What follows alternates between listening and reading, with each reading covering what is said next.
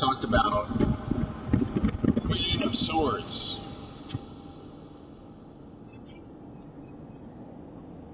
Queen of Swords may come up when you're facing a decision, and the sword is what cuts through. Sword separates things. Decision means to cut. And the challenge in life is that, well, there's two challenges I think of. One is that sometimes the correct decision will lead to happiness and greater peace, feelings of acceptance, inclusion, balance, and the wrong choice can lead to the opposite, and we don't know which choice to make. And as I speak about all the time, at the call, to humbly appreciate not knowing is very difficult when we are aware that making the right choice can lead to greater happiness, peace, balance, harmony. So one technique that you can use is to, especially if it's like a communication through an email or a text message, you can write one.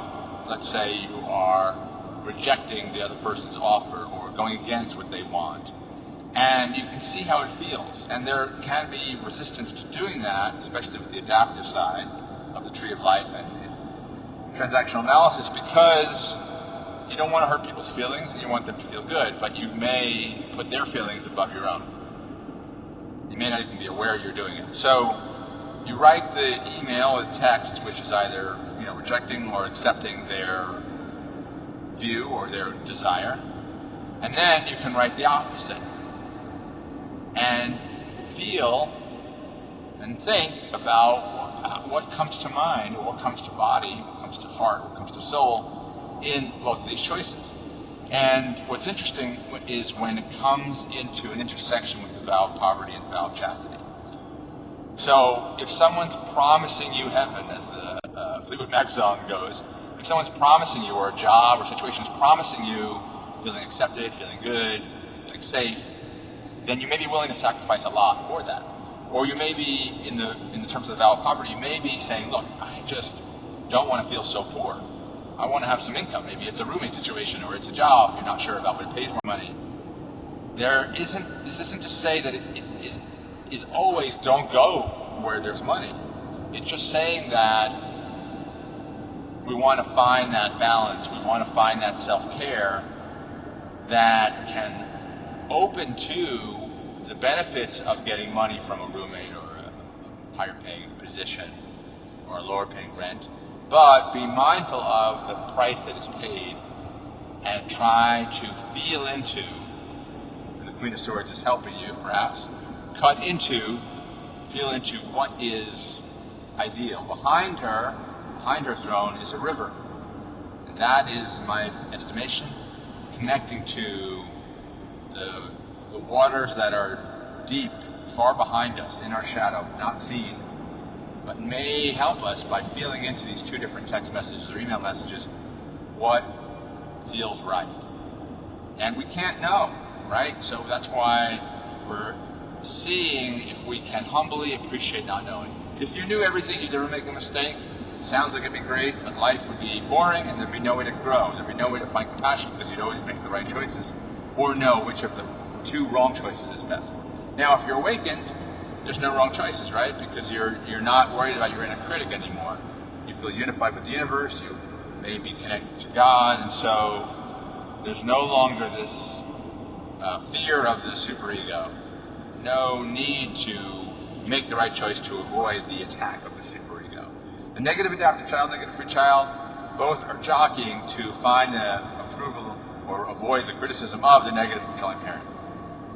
The negative controlling parent is never going to give approval, but those entities inside of you, or those structures, want to avoid being criticized. It's fine for them if the other one's criticized. It's fine for them if the other one is criticized, but not balance. Avoiding the wrong choice in order to avoid criticism doesn't bring balance. It just means that there's going to be discord inside as the two sides are at war. And you'll notice that the Queen of Swords, she's sitting, and with one hand she's beckoning. She's not avoiding the challenges of the decision. but she feels like her sword is going to cut through, and she will know which is best. And what comes to me is the ancient story of the baby being claimed by two mothers, and the king Solomon saying, "I'll cut the baby in half, and then give each of you half." And he judged which woman was more disturbed and willing to hand over the baby. Was obviously the true mother. It's a kind of a crazy story, in my opinion, but it does point to this idea that your heart can guide you to what's truly mattering to you, which is the well-being of the child, not having the child. So, well-being of the self may come by remembering the vow of chastity and poverty, not to prioritize being desired or fulfilling desires, and not making choices from only being about or the primacy of money. But those vows are hard to keep, and so if you are distracted by those vows, then it's time for unconditional self-acceptance, unconditional positive self-regard.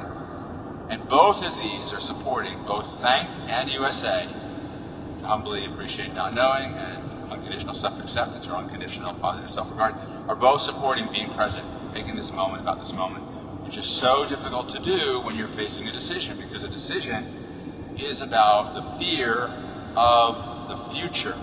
The future inner critic saying, "You made the wrong choice, and I condemn you." And to have an inner critic is dreadful, right? So we're so hopeful of making a choice that doesn't bring up that inner critic.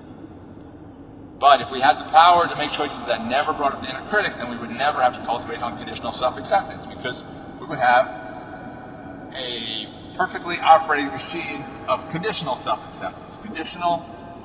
Conditional upon making the right choices, and because you know you will make the right choices. And this is why you have so many men, in particular, or people in general, who think they know. They think they know that they are right. They think they know that they are wrong. Often it's women who are being conditioned to think that they're wrong. Or this belief that we need to know. All three of those in the 4-quadrant grid that I share are not the route to happiness, they're the route to attachment. The route to happiness is admitting we don't know, and then we can't know, and that perhaps we don't need to know. All we need to do, our job isn't to know. We do have to make decisions. We make the best decisions that we can, balance around our emotions, balancing our left and right side of the tree of life, but being ready to have